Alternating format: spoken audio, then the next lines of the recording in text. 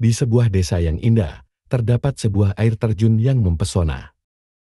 Wisata alam ini menjadi daya tarik utama desa tersebut, dan warga setempat sangat menjaga keindahan alam ini. Air terjun ini dikelilingi oleh hutan lebat dan hawa segar yang memikat pengunjung dari dekat dan jauh. Pada suatu hari, sepasang remaja yang berasal dari kota terdekat memutuskan untuk berkunjung ke air terjun itu. Mereka adalah Bella dan Alex, yang sedang dalam masa dimabuk cinta. Tersebar gosip bahwa air terjun ini memiliki aura magis yang bisa memperkuat ikatan cinta, dan itulah yang membuat Bella dan Alex ingin mencobanya. Setelah seharian bermain air dan merasakan keindahan alam, Bella dan Alex mulai bersiap-siap untuk pulang.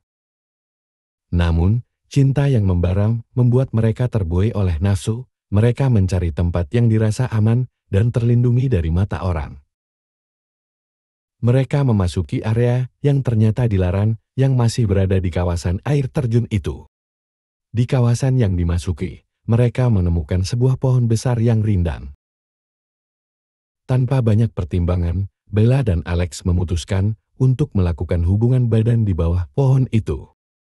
Namun, yang mereka tidak tahu adalah pohon ini merupakan pohon keramat yang dipercayai oleh warga desa setempat sebagai tempat yang dihuni oleh makhluk halus yang sangat kuat. Setelah selesai, Bella dan Alex segera pulang ke rumah masing-masing. Bella merasa gerah dan memutuskan untuk mandi sebelum tidur. Saat air mengalir di tubuhnya, dia merasakan sesuatu yang aneh. Rasanya seperti ada sesuatu yang memperhatikannya, tapi saat dia berbalik, tak ada yang terlihat. Dia segera menyelesaikan mandinya dan keluar dari kamar mandi. Pada malam itu, suasana di dalam kamarnya menjadi sangat pengap dan gerah. Padahal dia baru saja mandi di sore hari, tapi kini berkeringat lagi. Sekitar pukul 11 malam, Bella mencoba untuk tidur, namun tak bisa merasakan kenyamanan. Udara dalam kamarnya terasa berat, dan dia merasa seperti ada sesuatu yang mengintainya dari sudut ruangan. Di waktu yang bersamaan, Alex baru saja pulang setelah menghabiskan waktu dengan teman-temannya. Dia mengendarai motornya dengan cepat menuju rumah. Namun, di tengah perjalanan, sesuatu yang tak terduga terjadi. Tiba-tiba, ada sosok hitam di depannya. Alex terkejut dan membanting setir untuk menghindari benturan. Dia merasa seperti menabrak sesuatu, tetapi saat dia turun dari motornya dan memeriksa, tak ada apapun di jalan. Dia merasa aneh, tapi mengabaikannya dan melanjutkan perjalanan ke rumah. Saat tiba di rumahnya, Alex merasa lelah dan bersiap untuk tidur. Itu sudah pukul 12 malam dan dia berharap bisa tidur nyenyak. Namun, suasana di kamarnya terasa sangat aneh. Dia mematikan lampu dan berbaring di tempat tidur. Tapi kemudian, gangguan yang tak dapat dijelaskan mulai terjadi.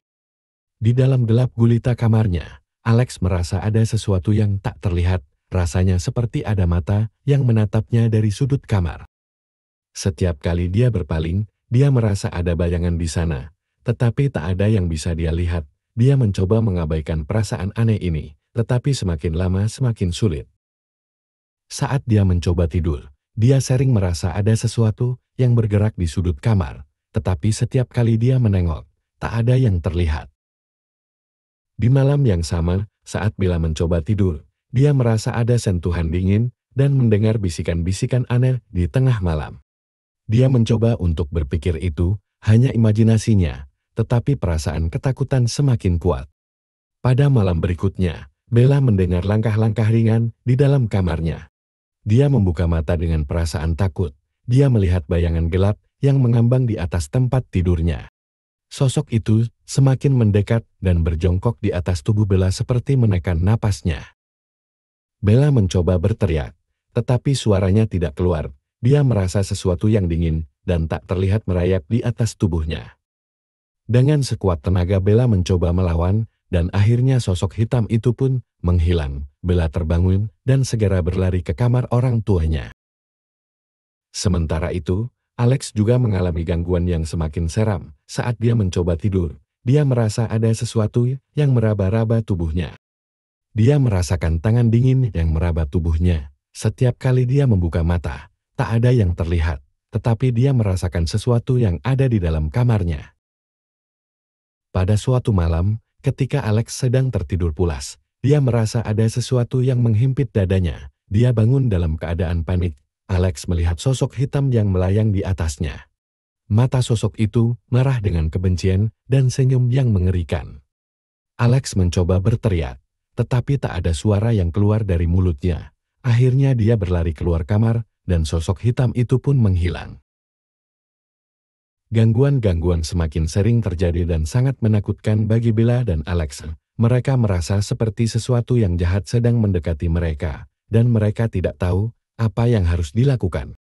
Setiap malam, mereka terjebak dalam ketakutan dan gangguan yang semakin kuat. Keduanya mencoba mencari bantuan, tetapi tak seorang pun bisa memberikan solusi yang pasti. Mereka merasa terjebak dalam kengerian yang semakin menghantui mereka. Di tengah kengerian yang semakin mendalam, Bella dan Alex merasa tak ada tempat untuk berlindung dari sosok hitam yang mengganggu mereka. Gangguan itu semakin intens, dan mereka semakin merasa terpojok oleh kehadiran makhluk itu. Pada suatu malam yang sangat gelap, saat hujan turun dengan deras, Alex memutuskan untuk mengendarai motornya menuju ke rumah Bella untuk memberikan dukungan. Namun, pada perjalanan ke sana, sesuatu yang mengerikan terjadi. Di tengah hujan deras dan kabut yang tebal, Alex merasa sosok itu berada di belakang motornya. Dengan ketakutan dia mempercepat motornya, namun sosok hitam itu tiba-tiba berdiri di tengah jalan dan membuat Alex kehilangan kendali atas motornya dan mengalami kecelakaan yang fatal. Alex meninggal di tempat kecelakaan itu, menjadi korban dari gangguan makhluk itu. Namun, kisah kengerian itu belum berakhir untuk Bella.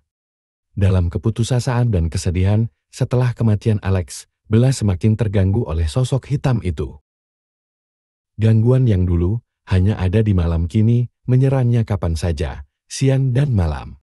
Dia mulai melihat sosok hitam itu di setiap sudut rumahnya, di dalam cermin, di balik pintu, bahkan di dalam mimpinya.